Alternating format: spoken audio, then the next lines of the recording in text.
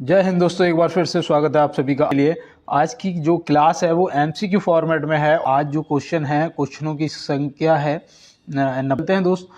बिना किसी देरी के अपनी क्लास में और सभी 90 क्वेश्चनों को हम लोग बहुत ही अच्छे से समझेंगे और सही आंसर करेंगे। तो यहाँ पे देखो दिया है, भारत अंतर्राष्ट्रीय व्यापार मेला IITF का 43वां संस्करण कहाँ आयोजित किया गया है। तो भैया बताओ यहाँ पे IITF का 43वां संस्करण जो है वो कहाँ पर आयोजित किया गया है। तो बिल्कुल दोस्त यहाँ पे याद रखना, ये यहाँ पे देखो थोड़ा सा मैं पेन जो है वो रेडी रहने दो, ठीक है ना। तो यहाँ पे मैं आपको बताऊँ, नई दिल्ली के प्रगति मैदान में ये आयोजित किया गया है, ठीक है ना। तो ये आप याद रखेंगे। और मेले की जो थीम थी वो थी 2047 में विकसित भारत, ठीक है ना। क्या थी? 2047 तक विकसित भारत। तो ये भी आप ध्यान रखेंगे। और देखो थीम हो सकता है कि पूछ लिया जाए।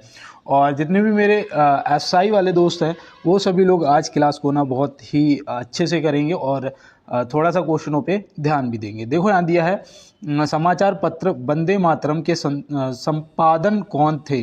तो यहाँ पे बताना है भैया कौन संपादक थे समाचार पत्र वंदे मातरम का।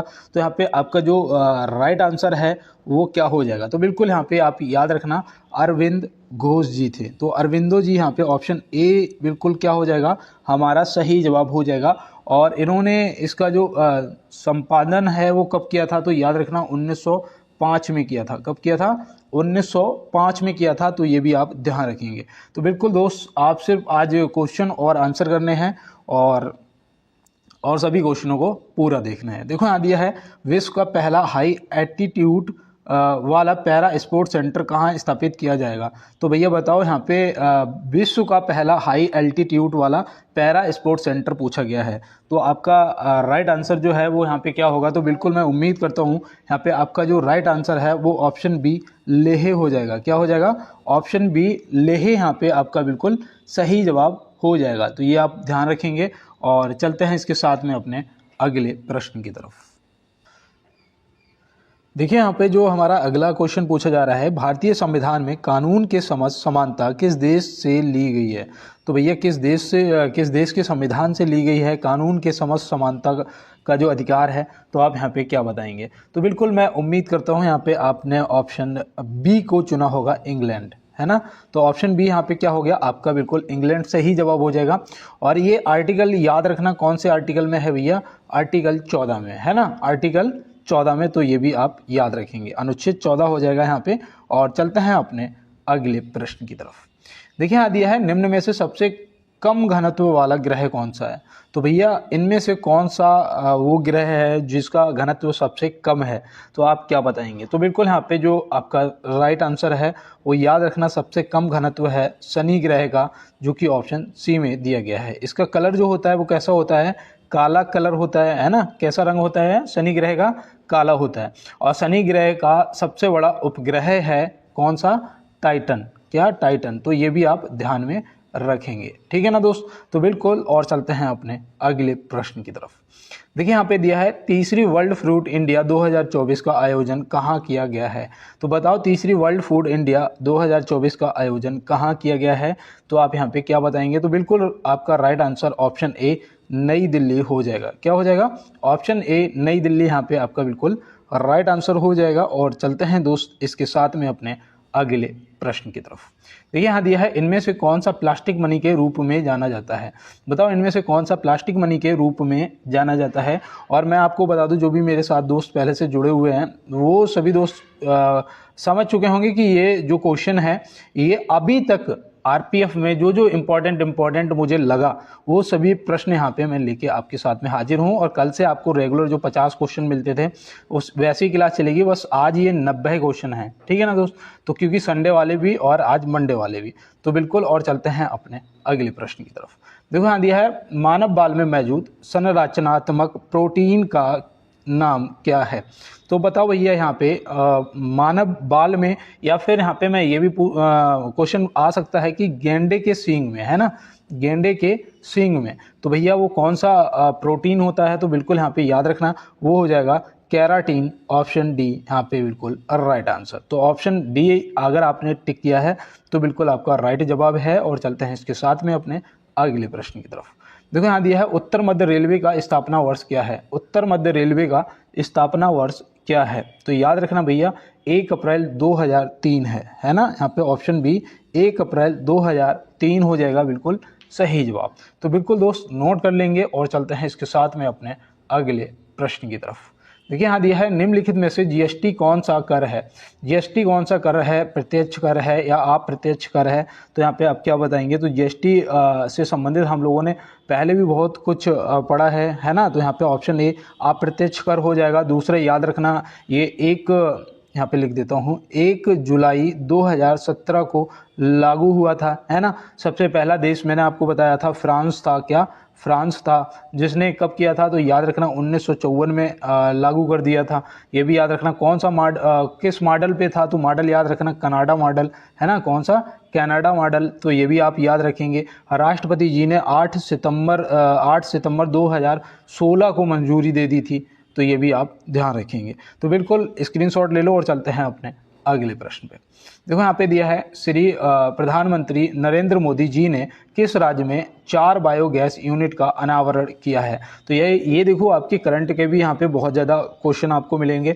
तो मैं आपको बताऊँ ये आज का आपका प्रैक्टिस सेट है। आप 90 में से देखो चेक करो कि आपका स्कोर जो है वो कितना बन रहा है, ठीक है ना दोस्त। तो यहाँ पे याद रखना वो हो जाएगा असम। कहाँ पर किया है, असम। ऑप्शन डी यहाँ पे आपका बिल्कुल राइट आंसर हो जाएगा। और चलते हैं दोस्तों अपने अगले प्रश्न की तरफ। और अगर किसी क्वेश्चन में कोई त्रुटि हो जाए, कोई गलती हो जाए तो उसके लिए सॉरी, आप मुझे कमेंट बॉक्स में अवगत जरूर कराएंगे।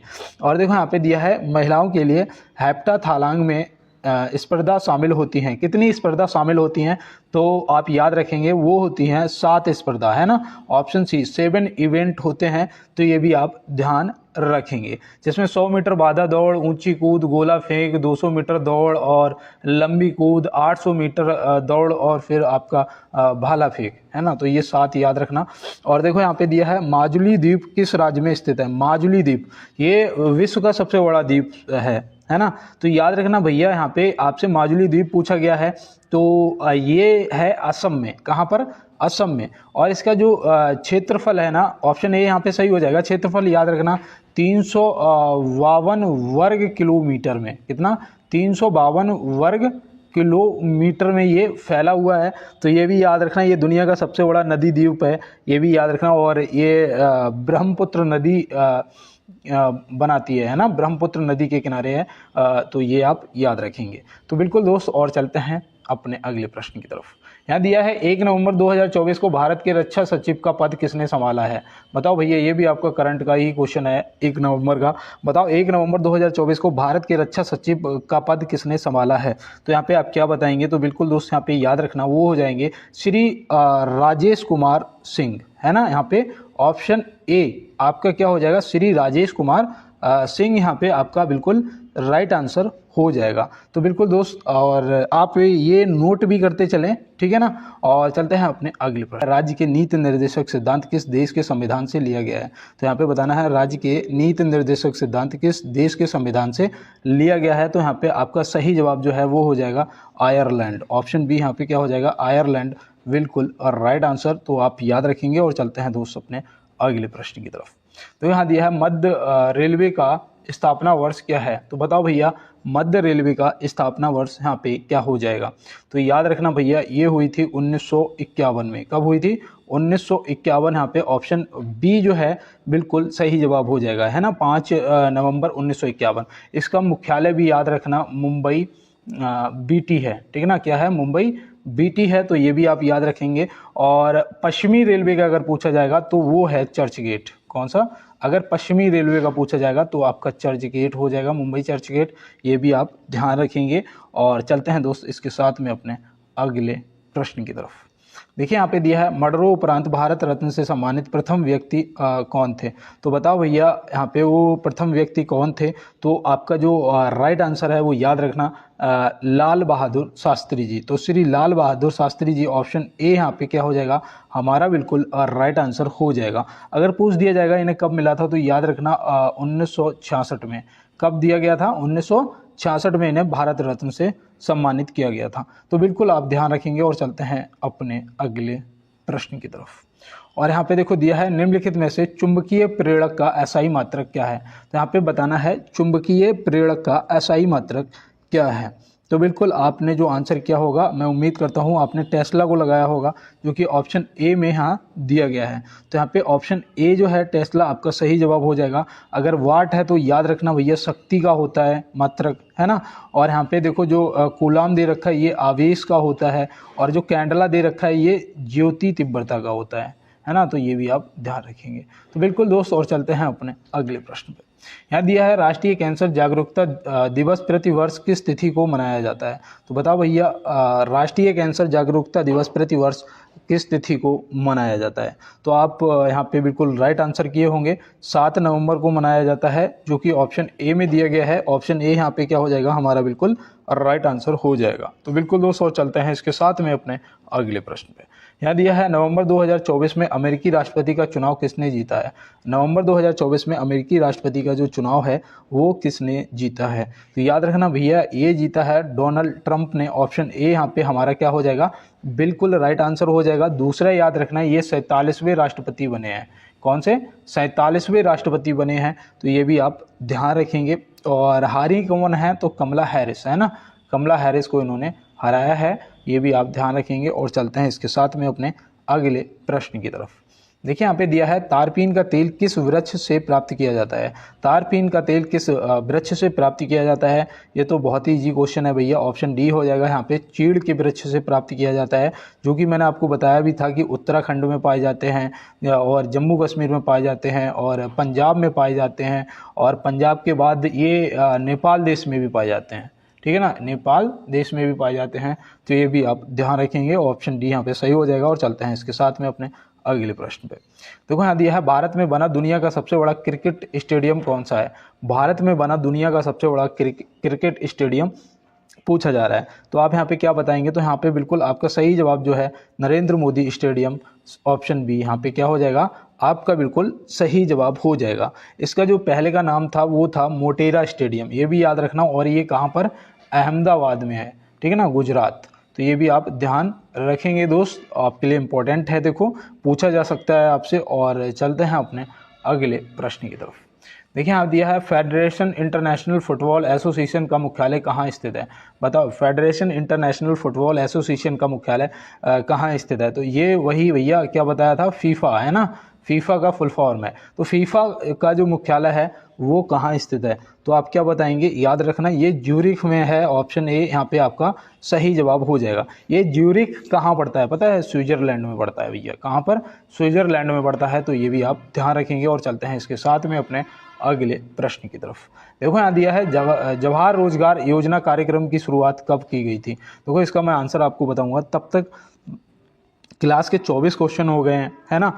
मैं सिर्फ आपसे एक बार कहूँगा दोस्त, जो भी मेरे नए दोस्त मेरे साथ जुड़े हुए हैं इस क्लास में, वो एक बार सभी दोस्त लाइक वाला बटन जरूर दबाएंगे। और मेरे जो भी पुराने दोस्त हैं वो सभी प्रॉपर लाइक वाला बटन दबाते हैं। तो सभी को पहले तो नए और पुराने दोस्तों को बहुत बहुत धन्यवाद। और चैनल को एक बार आप सब्सक्राइब जरूर कर लेना, बेल आइकन को दबा लेना, ताकि जो भी क्लास आपको आएगी वो सबसे पहले नोटिफिकेशन आपको मिल जाया करेगा। और थोड़ा सा यार अपने दोस्तों की हेल्प कर दो और मेरी भी हेल्प कर दो, क्लास को ना शेयर कर देना। आप जो भी ग्रुप में जुड़े हो, जहाँ भी चाहे वो व्हाट्सएप हो, टेलीग्राम ग्रुप हो, फेसबुक हो, इंस्टाग्राम हो, जहाँ भी हो सकता है आप थोड़ा सा क्लास को शेयर कर देना दोस्तों के साथ में। और अब चलते हैं अपने क्लास में। देखो यहाँ पे दिया है कि जवाहर रोजगार योजना कार्यक्रम की शुरुआत कब की गई थी। तो यहाँ पे आप क्या बताएंगे, तो बिल्कुल दोस्त यहाँ पे आपका सही जवाब जो है वो हो जाएगा 1989 में। 1989 यहाँ पे ऑप्शन डी आपका राइट आंसर हो जाएगा। यहीं पे एक वो भी इसी में चालू हुई थी, नेहरू योजना। कौन सी, नेहरू योजना। तो ये भी आप ध्यान रखेंगे, ठीक है ना। ये 1989 में स्टार्ट हुई थी, तो ये भी आप ध्यान रखेंगे, ठीक है ना। तो चलते हैं दोस्त अपने अगले प्रश्न की तरफ और देखते हैं हमारा अगला प्रश्न क्या है। यहाँ पे देखो दिया है कि निम्नलिखित में से वित्त आयोग की स्थापना कब हुई थी। बताओ वित्त आयोग की जो स्थापना है वो कब हुई थी। तो आप यहाँ पे क्या बताएंगे, तो बिल्कुल दोस्त यहाँ पे सही जवाब आपका 6 अप्रैल 1952 हो जाएगा। 6 अप्रैल 1952 ऑप्शन बी यहाँ पे क्या हो जाएगा आपका बिल्कुल राइट आंसर हो जाएगा। तो ये आपको ध्यान में रखना है। और चलते हैं इसके साथ में अपने अगले प्रश्न की तरफ। देखिए यहाँ पे दिया है, भारत की पहली निजी सैन्य विमान फैक्ट्री का उद्घाटन किस राज्य में किया गया है? बताओ, भारत की पहली निजी सैन्य विमान फैक्ट्री का उद्घाटन किस राज्य में किया गया है? तो बिल्कुल यहाँ पे आप क्या बताएंगे, तो याद रखना भैया, ये हो जाएगा आपका गुजरात राज्य में किया गया है। गुजरात का वो क्या है, वडोदरा है ना, वडोदरा। तो बिल्कुल हाँ, याद रखना वडोदरा में किया गया है। तो ये आप नोट कर लेंगे। तो बिल्कुल दोस्त देखो, स्क्रीनशॉट ले लो, ये प्रश्न आपसे पूछे जा सकते हैं। और जैसा कि मैंने बताया कि आज आपको करंट अफेयर के भी काफ़ी क्वेश्चन मिलेंगे। यहाँ दिया है 2024 ब्रिक्स शिखर सम्मेलन का कहाँ आयोजित किया गया था? तो बताओ ये जो ब्रिक्स शिखर सम्मेलन था 2024 का, ये कहाँ आयोजित किया गया था? पहले तो मैं आपको बता दूं, ये 16वां था। कौन सा? 16वां था, ठीक है ना, 16वां संस्करण, ये भी आप याद रखना। और ये रूस के कजान में किया गया था। ऑप्शन बी, कहाँ पर? कजान में। तो रूस के कजान शहर में किया गया था। तो ये भी आप याद रखेंगे। और ये 22 से 24 अक्टूबर तक आयोजित हुआ था, 22 से 24 अक्टूबर तक, ठीक है ना। तो बिल्कुल आप याद रखेंगे। और चलते हैं अपने अगले प्रश्न पे। तो यहाँ पे दिया है, निम्नलिखित में से हाइड्रोफोबिया रोग किसके काटने से होता है? मैंने उस दिन आपको हाइड्रोफोबिया जब बताया था, देखो मुझे याद है, मैंने आपसे कहा था कि जो रेबीज पूछा जाता है ना, रेबीज, तो बिल्कुल किससे हो जाता है? कुत्ता। ऑप्शन ए, किसके काटने से? कुत्ता। ऑप्शन ए यहाँ पे जो दे रखा है उस हिसाब से यहाँ पे ऑप्शन ए जो है आपके क्या हो जाएगा? बिल्कुल सही जवाब हो जाएगा। इसमें पता है विषाणुओं द्वारा होता है भाई, है ना, ये रोग कौन? विषाणुओं द्वारा होता है, होती है। चलो यहाँ पे देखो, दिया गया है, किस राज्य सरकार ने राज्य में विशेष शिक्षा जोन बनाए जाने की घोषणा की है? तो किस राज्य सरकार ने राज्य में विशेष शिक्षा जोन बनाए जाने की घोषणा की है? तो यहाँ पे वो याद रखना आप, ऑप्शन बी हो जाएगा, उत्तर प्रदेश सरकार ने, ठीक है ना। ऑप्शन बी यहाँ पे उत्तर प्रदेश सरकार सही हो जाएगा। और ये पता है क्यों? ये शिक्षा को बढ़ावा देने के लिए, ये आप याद रखना, शिक्षा को बढ़ावा देने के लिए। और बिल्कुल चलते हैं इसके साथ में अपने अगले प्रश्न पे।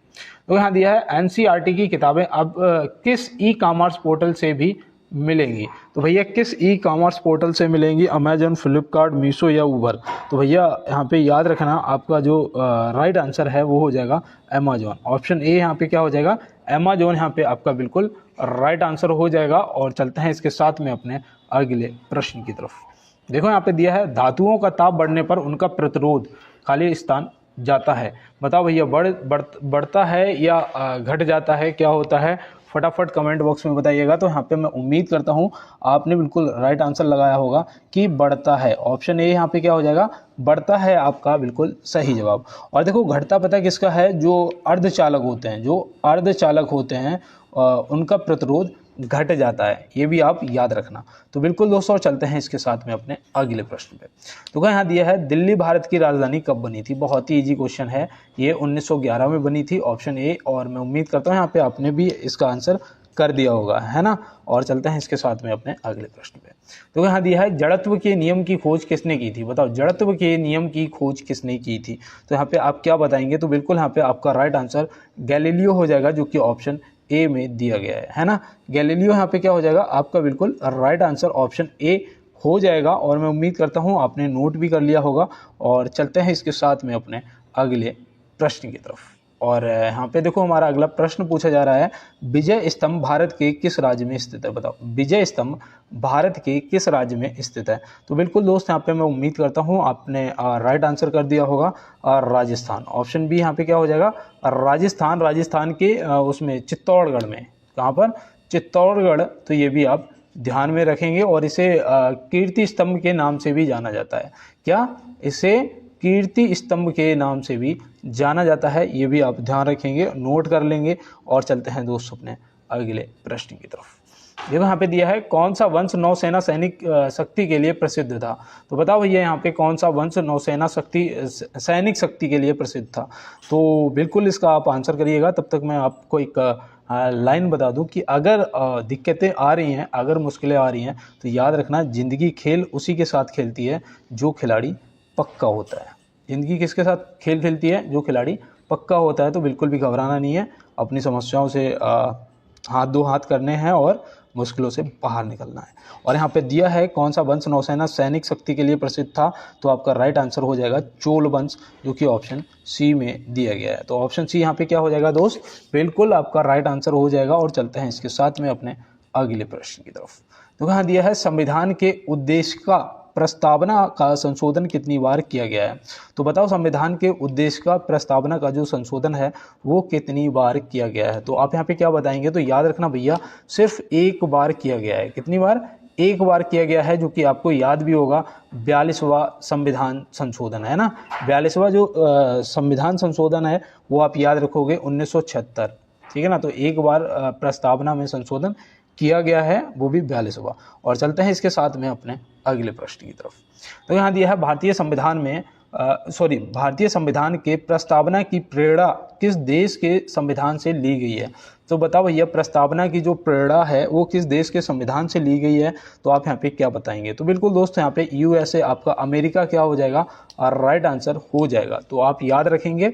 और चलते हैं इसके साथ में अपने अगले प्रश्न की तरफ। और स्क्रीनशॉट लेते हुए चलना, और जो छूट जाए उसका स्क्रीनशॉट ले लो, बाद में आप नोट कर लेना।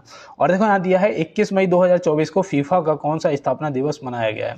बताओ 21 मई 2024 को फीफा का कौन सा स्थापना दिवस मनाया गया है। ये आज आपका टेस्ट पेपर है, आप देख लो। 38 क्वेश्चन हो गए हैं, कम से कम 30 तो राइट आंसर होने ही चाहिए आपके, है ना। 38 में से 30 आपके सही होने चाहिए। और यहाँ पे बताना है कि 21 मई 2024 को फीफा का कौन सा स्थापना दिवस मनाया गया है। तो आप याद रखना 120वां, ऑप्शन बी यहाँ पे क्या हो जाएगा, ऑप्शन बी आपका 120वां सही हो जाएगा। क्योंकि इसका जो स्थापना थी वो 1904 में हुई थी, है ना। और ये 2024 है, माइनस कर लो तो 120 वर्ष, मतलब 120वां आपका राइट आंसर हो जाएगा। और चलते हैं दोस्तों अपने अगले प्रश्न पे।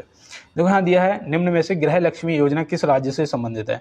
निम्न में से गृह लक्ष्मी योजना किस राज्य से संबंधित है, तो आप यहाँ पे क्या बताएंगे। तो बिल्कुल यहाँ पे आपका ऑप्शन सी कर्नाटक क्या हो जाएगा, राइट आंसर हो जाएगा कर्नाटक आपका सही जवाब। उत्तर प्रदेश से वो थी मातृभूमि योजना, है ना, मातृभूमि योजना, वो भी याद रखना। और गुजरात से आप गो ग्रीन योजना याद रखना है ना, गो ग्रीन योजना। तो बिल्कुल। और चलते हैं अपने अगले प्रश्न की तरफ। देखिए यहाँ पे दिया गया है भारत किस पड़ोसी देश के साथ सबसे लंबी सीमा रेखा साझा करता है। बताओ भैया किस पड़ोसी देश के साथ भारत जो है वो सबसे लंबी सीमा रेखा साझा करता है। सबसे लंबी सीमा रेखा है तो वो पड़ोसी है हमारा कौन, बांग्लादेश, है ना। वो हमारा कौन पड़ोसी है, बांग्लादेश है। और याद रखना भैया 4096, ठीक है, किलोमीटर की सीमा रेखा साझा करता है, ये आप याद रखेंगे। चीन के साथ में कितनी करता है, तो याद रखना 3488 किलोमीटर की सीमा रेखा साझा करता है अपना भारत। बताओ पाकिस्तान के साथ में कितनी करता है, कमेंट बॉक्स में बताएंगे आप। और चलते हैं दोस्तों अपने अगले प्रश्न की तरफ। देखिए यहाँ पे पूछा जा रहा है ISSF जूनियर विश्व कप 2025 की मेजबानी कौन सा देश करेगा।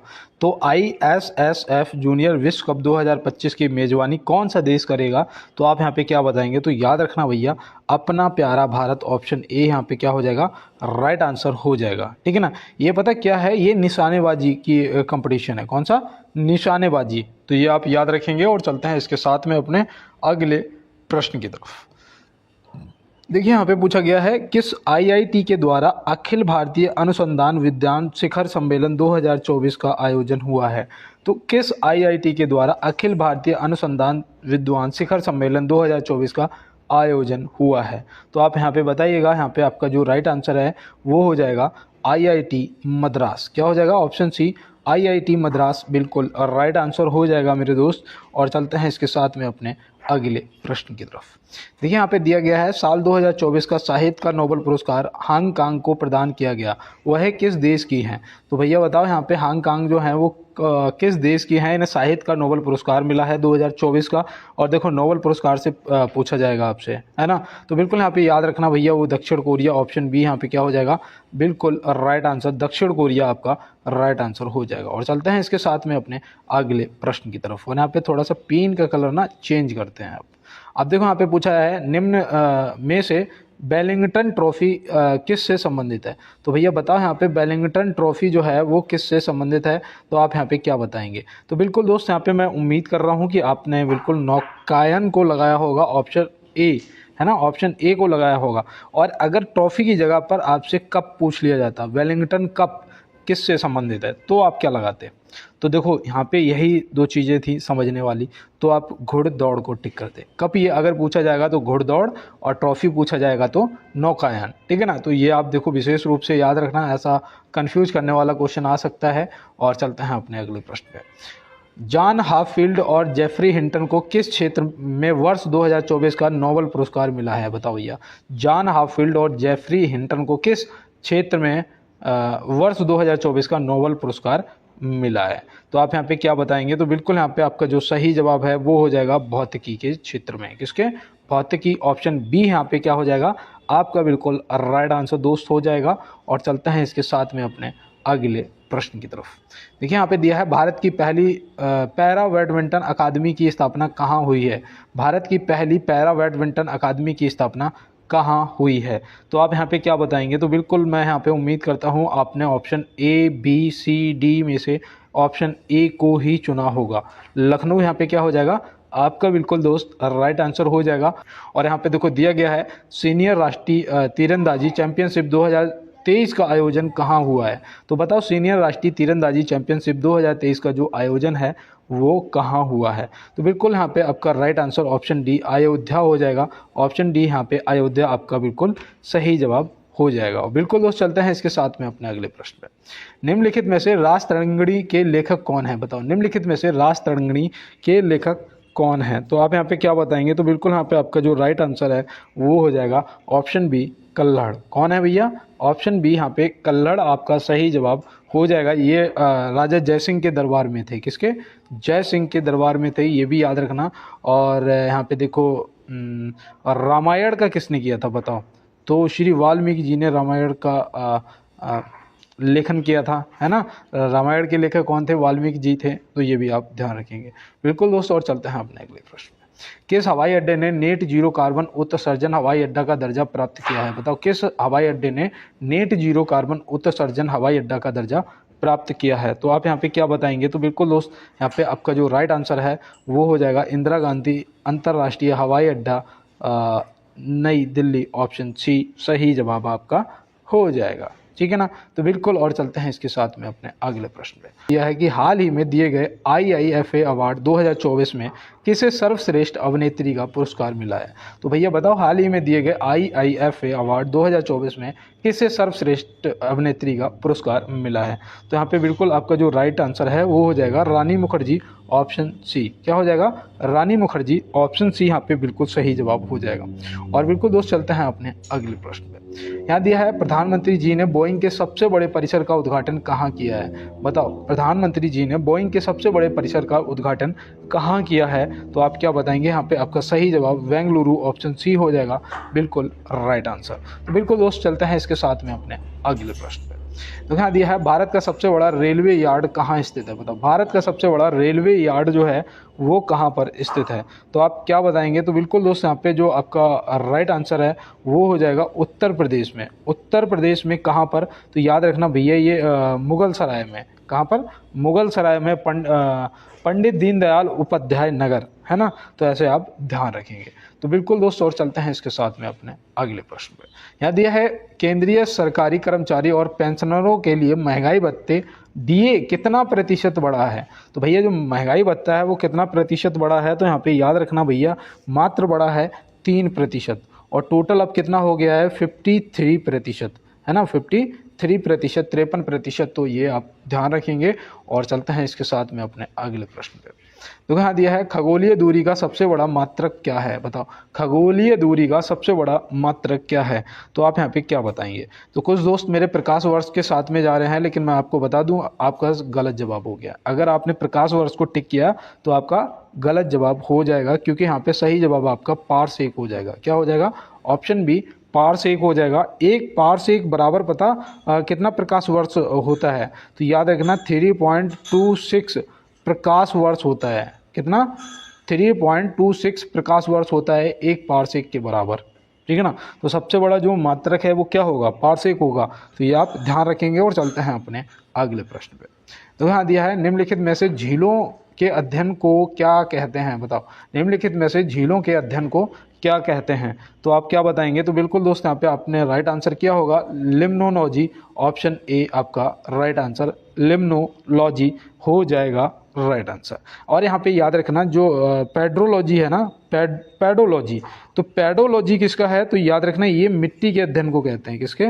मिट्टी के अध्ययन को कहते हैं। और पेट्रोलॉजी जो होता है वो चट्टानों के अध्ययन का होता है, ठीक है ना। तो ये आप ध्यान रखेंगे और चलते हैं इसके साथ में अपने अगले प्रश्न पे। तो यहाँ दिया है क्लोरोफिल निर्माण के लिए आवश्यक तत्व क्या है? क्लोरोफिल निर्माण के लिए आवश्यक तत्व क्या है? तो आप यहाँ पे क्या बताएंगे? तो बिल्कुल दोस्त यहाँ पे याद रखना लोहा और मैग्नीशियम, मतलब ऑप्शन ए और बी यहाँ पे दोनों क्या हो जाएगा? सही जवाब। तो ऑप्शन सी यहाँ पे आपका क्या हो जाएगा? बिल्कुल दोस्त राइट आंसर हो जाएगा। और चलते हैं इसके साथ में अपने अगले प्रश्न की तरफ। देखिए यहाँ दिया है किस देश के संविधान से समवर्ती सूची का प्रावधान लिया गया है? दोस्त 40 मिनट के अंदर क्लास को ख़त्म करना है, तो फटाफट सभी क्वेश्चनों का जवाब करते हुए चलेंगे। और यहाँ दिया है किस देश के संविधान से समवर्ती सूची का प्रावधान लिया गया है? तो यहाँ पे याद रखना भैया ऑप्शन ए ऑस्ट्रेलिया हो जाएगा क्या आपका राइट आंसर। और चलते हैं इसके साथ में अपने अगले प्रश्न पे। देखो यहाँ दिया है परम रुद्र सुपर कंप्यूटर को हाल ही में किसने लॉन्च किया है? बताओ, परम रुद्र सुपर कंप्यूटर को हाल ही में किसने लॉन्च किया है? तो यहाँ पे याद रखना हमारे प्रधानमंत्री जी नरेंद्र मोदी जी ने लॉन्च किया है। तो यहाँ पे ऑप्शन बी क्या हो जाएगा? श्री प्रधानमंत्री जी ने। तो आप ध्यान रखेंगे। और एक पुणे में किया गया था, एक दिल्ली में किया गया था, एक कोलकाता में किया गया था। और ये कितने लागत से बने थे? तो याद रखना 130 करोड़ की लागत से। कितना? 130 करोड़ की लागत से इसे लॉन्च किया गया। ये सब आपके 2023 और 24 के करंट अफेयर से क्वेश्चन है, तो ये भी आप याद रखेंगे। और वंदे भारत एक्सप्रेस की शुरुआत किसके बीच हुई थी? वंदे भारत एक्सप्रेस की शुरुआत जो है वो किसके बीच हुई थी? तो याद रखना भैया दिल्ली से वाराणसी के बीच हुई थी। तो ऑप्शन बी यहाँ पे क्या हो जाएगा? नई दिल्ली से वाराणसी हमारा सही जवाब हो जाएगा। और ये कब हुई थी? तो वो भी याद रखना, ये 15 फरवरी 2019 को हुई थी। कब हुई थी? 15 फरवरी 2019 को हुई थी। तो ये भी आप ध्यान में रखेंगे, नोट कर लेना दोस्त। और चलते हैं अपने अगले प्रश्न की तरफ। देखिए यहाँ पे दिया है भारत ने 45वें शतरंज ओलंपियाड में कौन सा पदक जीता है? तो बताओ भारत ने 45वें शतरंज ओलंपियाड में कौन सा पदक जीता है? तो आप यहाँ पे क्या बताएंगे? स्वर्ण पदक जीता है, जो कि यहाँ पे ऑप्शन ए आपका राइट आंसर हो जाएगा। और बिल्कुल दोस्त चलते हैं इसके साथ में अपने अगले प्रश्न की तरफ। देखो यहाँ पे दिया है स्नूकर में उपयोग होने वाली गेंदों की संख्या कितनी होती है? बताओ स्नूकर में उपयोग होने वाली गेंदों की संख्या कितनी होती है? तो याद रखना भाई 22 कितनी होती हैं? 22 गेंद होती हैं। तो याद रखना कितनी संख्या होती है? 22। तो 22 यहाँ पे ऑप्शन बी आपका राइट आंसर हो गया। और चलते हैं इसके साथ में अपने अगले प्रश्न पे। यहाँ पे हमसे पूछा जा रहा है Uttar Pradesh international trade show 2024 कहाँ आयोजित किया गया है? तो बताओ भैया Uttar Pradesh international trade show 2024 कहाँ आयोजित किया गया है? तो आपका जो राइट आंसर है वो याद रखना भैया ग्रेटर नोएडा, ऑप्शन बी यहाँ पे क्या हो जाएगा आपका? बिल्कुल राइट आंसर हो जाएगा। और ये कब से कब तक? तो याद रखना भैया ये 25 से 29 सितंबर तक। कब से? 25 से 29 सितंबर तक। तो ये भी आप ध्यान रखेंगे। और चलते हैं दोस्त अपने अगले प्रश्न पे। देखो यहाँ दिया है विज्ञान के क्षेत्र में नोबेल पुरस्कार प्राप्त करने वाला प्रथम भारतीय कौन थे? तो बताओ विज्ञान के क्षेत्र में नोबेल पुरस्कार प्राप्त करने वाला प्रथम भारतीय कौन थे? तो भैया वो कौन थे प्रथम भारतीय? तो याद रखना वो हमारे यहाँ पे सही जवाब CV रमन जी हो जाएंगे। तो यहाँ पे कृष्ण जी दिया है और रविन्द्रनाथ टैगोर जी, और यहाँ पे हाँ option C Chandrashekhar Venkat Raman ji, option C यहाँ पे क्या राइट आंसर हो जाएगा, ठीक है ना। और चलते हैं दोस्त इसके साथ में अपने अगले प्रश्न की तरफ। देखिए हाँ अगला प्रश्न है कि निम्नलिखित में से कतर देश की राजधानी क्या है? तो बताओ भैया यहाँ पे कतर देश की जो राजधानी है वो क्या है? तो बिल्कुल यहाँ पे आप याद रखेंगे भैया दोहा है। दोहा ऑप्शन ए क्या हो जाएगा? दोहा आपका बिल्कुल राइट आंसर हो जाएगा। और जेरूसलम जो है ये उसकी है इजराइल की। किसकी? इजराइल की। और मनीला जो है ये किसकी है? फिलीपींस की। किसकी? फिलीपींस की। तो ये भी आप ध्यान रखेंगे, नोट कर लेंगे। और चलते हैं दोस्त अपने अगले प्रश्न की तरफ। देखिए यहाँ पे दिया गया है और देखो अभी भी अगर वो लिख के आ रहा है ना, जैसे यहाँ पे जो मैं बोल रहा हूँ यहाँ पे लिख के आ रहा है, तो ये जो मैंने बताया एक बार डिस्प्ले पे टच करोगे यहाँ पे सी करके ऐसे ऑप्शन आ रहा होगा, है ना। और यहाँ पे ये सेटिंग वाला ऑप्शन हो, ये सी वाला टिक कर देना एक बार सिर्फ। जैसे ही टच करोगे ना, लिख के आना बंद हो जाएगा, ठीक है ना। और देखो यहाँ दिया है संविधान के किस अनुच्छेद के तहत जीएसटी परिषद का गठन किया गया है। तो संविधान के किस अनुच्छेद के तहत जीएसटी परिषद का गठन किया गया है, तो याद रखना ऑप्शन ए 279A का वन है ना, ऐसे लिखा होगा वन, अगर ना भी हो तो 279A हो, अगर वन ना लिखा हो तो कोई दिक्कत नहीं है, आप टिक कर देना, आपका जवाब जो है वो सही हो जाएगा। और चलते हैं दोस्त इसके साथ में अपने अगले प्रश्न पे। यहाँ दिया है जम्मू कश्मीर का विशेष राज्य का दर्जा कब समाप्त हुआ था। तो बताओ भैया जम्मू कश्मीर के का विशेष राज्य का जो दर्जा है वो कब समाप्त हुआ था, जिसे हम लोग धारा 370 बोलते हैं, है ना, ये कब हटा दी गई थी। तो आप यहाँ पे क्या बताएंगे, तो बिल्कुल याद रखना ये 5 अगस्त 2019 को हटाई गई थी। तो ऑप्शन यहाँ पे डी हमारा क्या हो जाएगा, बिल्कुल राइट आंसर हो जाएगा। और ये कौन से भाग में थी ये भी याद रखना, हो सकता है कहीं भाग पूछ लिया जाए, तो भाग 21 में थी, ठीक है ना, धारा 370। तो ऐसे आप याद रखेंगे। और चलते हैं इसके साथ में अपने अगले प्रश्न की तरफ। देखो यहाँ दिया है निम्न में से किस दिन यूनिसेफ दिवस मनाया जाता है। तो भैया बताओ किस दिन यूनिसेफ दिवस मनाया जाता है, तो यहाँ पे आप क्या बताएंगे। तो बिल्कुल दोस्त यहाँ पे 11 दिसंबर आपका राइट आंसर हो जाएगा। मानवाधिकार दिवस मनाया जाता है 10 दिसंबर को, ये भी याद रखना। 23 दिसंबर को क्या मनाया जाता है, तो आप क्या बताएंगे, याद रखना भैया किसान दिवस मनाया जाता है। क्या, किसान दिवस मनाया जाता है। और 30 जनवरी को शहीद दिवस मनाया जाता है, तो ये भी आप ध्यान रखेंगे। और चलते हैं इसके साथ में अपने अगले प्रश्न पे।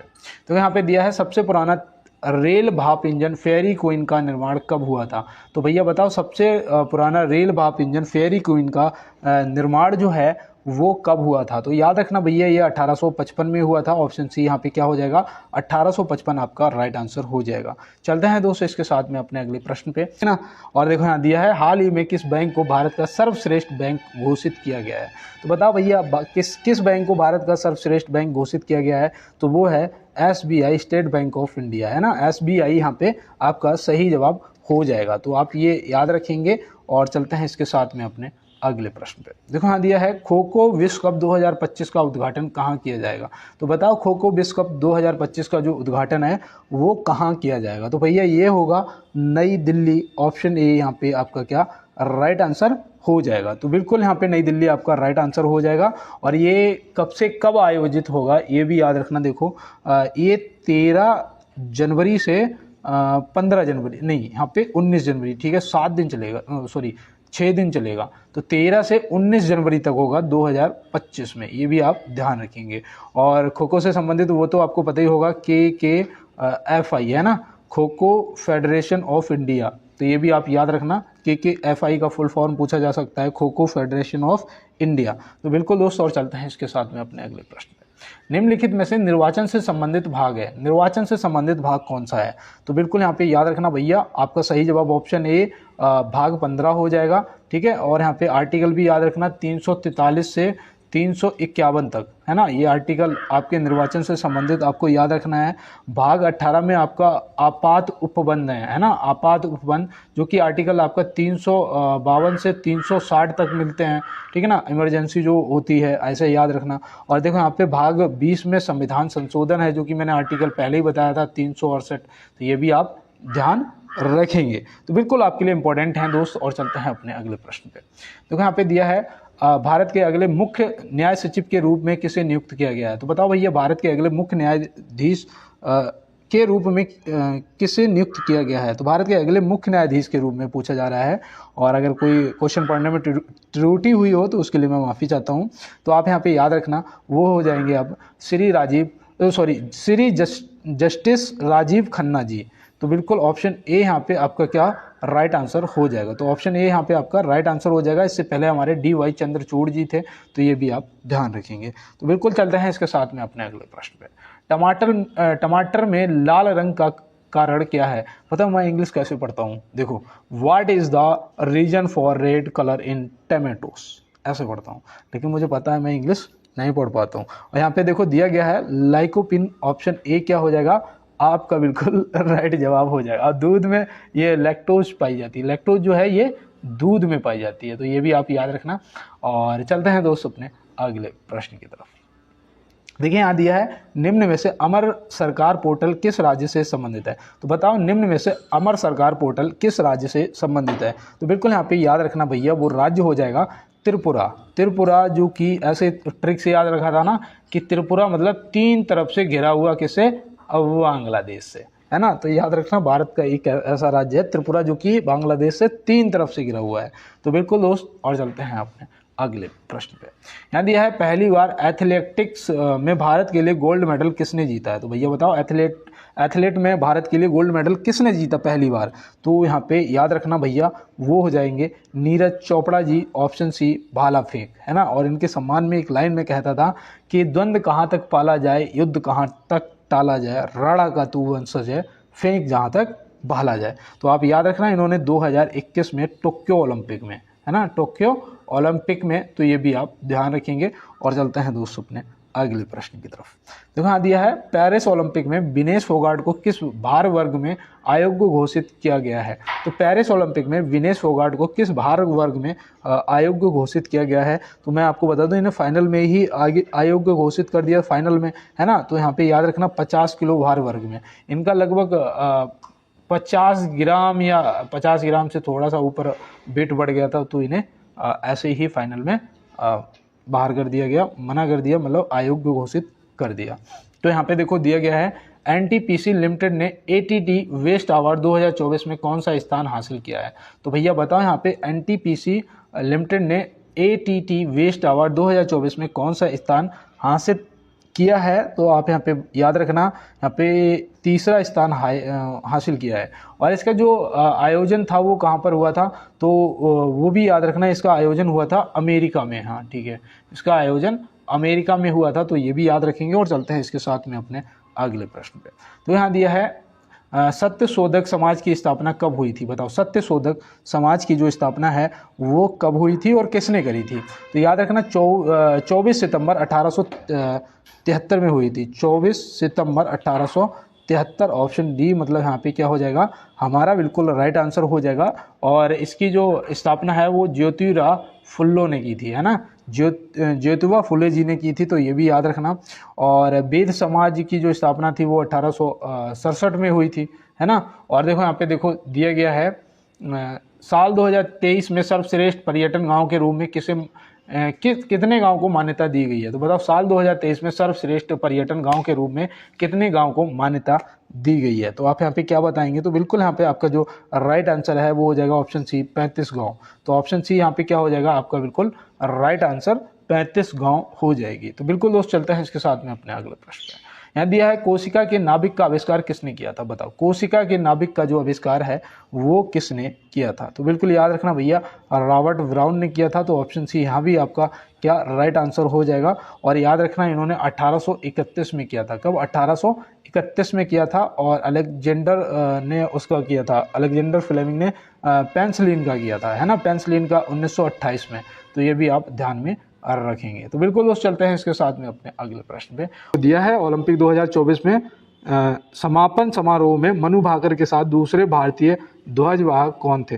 तो बिल्कुल आप याद रखेंगे यहाँ पे जो आपका राइट आंसर है वो याद रखना, वो हो जाएंगे हमारे PR श्रीजेश जी, जो कि हमारे एक गोलकीपर थे, है ना, और कप्तान भी थे।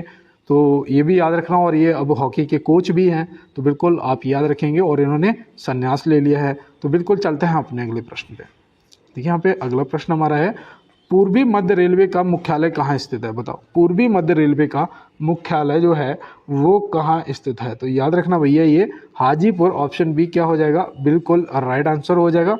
और चलते हैं इसके साथ में अपने अगले प्रश्न पे। यहाँ दिया है निम्नलिखित में से ऑपरेशन अमानत किससे संबंधित है। ऑपरेशन अमानत जो है वो किससे संबंधित है। तो आप यहाँ पे क्या बताएंगे। तो बिल्कुल यहाँ पे जो आपका भारतीय रेलवे है, ऑप्शन ए सही जवाब हो जाएगा। जो यात्री वगैरह होते हैं उनके बैग, पर्स, मोबाइल, सामान वगैरह जो गुम हो जाता है उसे ट्रैक करके और यात्री तक पहुंचाना। और बिल्कुल दोस्तों आप याद रखना। और चलते हैं अपने अगले प्रश्न में। बंगाल की खाड़ी में 25 अक्टूबर 2024 को ओडिशा तट पर आने वाले भीषण चक्रवाती तूफान का क्या नाम है। तो बिल्कुल भैया याद रखना 25 अक्टूबर 2024 को ओडिशा के तट पर आने वाला भीषण जो चक्रवाती तूफान था उसका नाम था दाना तूफान। क्या था, दाना तूफान। ऑप्शन ए यहाँ पे आपका बिल्कुल और राइट आंसर हो जाएगा। और चलते हैं अपने अगले प्रश्न पे। देखो यहाँ दिया है निम्नलिखित में से किसे वर्गीकरण का पितामह कहा जाता है। तो भैया बताओ यहाँ पे वर्गीकरण का पितामह निम्न में से किसे कहा जाता है। तो आप याद रखना यहाँ पे कार्ल लिनियस आपका ऑप्शन ए राइट आंसर हो जाएगा। और स्क्रीनशॉट ले लो दोस्त। चलते हैं अपने अगले प्रश्न की तरफ। देखो यहाँ दिया है 1947 में स्वतंत्रता के समय भारत की साक्षरता दर कितनी थी। तो बताओ 1947 में स्वतंत्रता के समय भारत की जो साक्षरता दर थी वो थी 12% मात्र। कितनी? 12%। अब बताओ अब 2011 की जनगणना के अनुसार भारत की साक्षरता दर कितनी है। ये आज आपके लिए HW है। और चलते हैं दोस्त अपने अगले प्रश्न। यहाँ दिया है भारतीय संविधान का कौन सा अनुच्छेद लोक सेवा आयोग के सदस्य को हटाने और निलंबन से संबंधित है। तो बताओ भारतीय संविधान का कौन सा अनुच्छेद लोक सेवा आयोग के सदस्य को हटाने और निलंबन से संबंधित है। तो यहाँ पे बिल्कुल आप याद रखना वो आर्टिकल 317 ऑप्शन सी यहाँ पे अनुच्छेद 317 क्या हो जाएगा आपका बिल्कुल राइट आंसर दोस्त हो जाएगा। और चलते हैं इसके साथ में अपने अगले प्रश्न पे। यहाँ दिया है मेट्रोमैन उपनाम से किसे जाना जाता है। मेट्रोमैन उपनाम से किसे जाना जाता है। तो याद रखना इंजीनियर श्रीधरन जी को। तो ऑप्शन बी यहाँ पे इंजीनियर श्रीधरन बिल्कुल आपका राइट आंसर हो जाएगा। और चलते हैं इसके साथ में अपने अगले प्रश्न पे। यहाँ दिया है हाल ही में क्षेत्रीय उड़ान योजना को कितने साल के लिए बढ़ा दिया गया है। तो बताओ हाल ही में क्षेत्रीय उड़ान योजना को कितने सालों के लिए बढ़ा दिया गया है। तो यहाँ पे याद रखना 10 वर्ष। ऑप्शन बी यहाँ पे क्या आपका 10 वर्ष यहाँ पे क्या हो जाएगा सही जवाब हो जाएगा। और चलते हैं अपने लास्ट क्वेश्चन पे। और देखो लास्ट क्वेश्चन का आंसर करने से पहले एक बार अगर जो भी मेरे दोस्त अभी तक क्लास में जुड़े हैं एक बार लाइक वाला बटन जरूर दबाएंगे, चैनल को सब्सक्राइब कर लेंगे, बेल आइकन दबा लेंगे और थोड़ा सा यार सपोर्ट करो, क्लास को शेयर करो अपने दोस्तों के साथ में, व्हाट्सएप ग्रुप में, फेसबुक, थोड़ा सा यार सपोर्ट आप लोगों का चाहिए। और बिल्कुल दोस्तों आप लोगों का जो सपोर्ट है वो बहुत अच्छा है, उसके लिए सभी को दिल से धन्यवाद। और इसका जो सही जवाब है वो याद रखना दीपिका कुमारी ऑप्शन ए हो जाएगा। और इसी के साथ मिलते हैं दोस्त नेक्स्ट क्लास में नेक्स्ट प्रश्नों के साथ में। तब तक के लिए सभी दोस्तों को मेरा जय हिंद।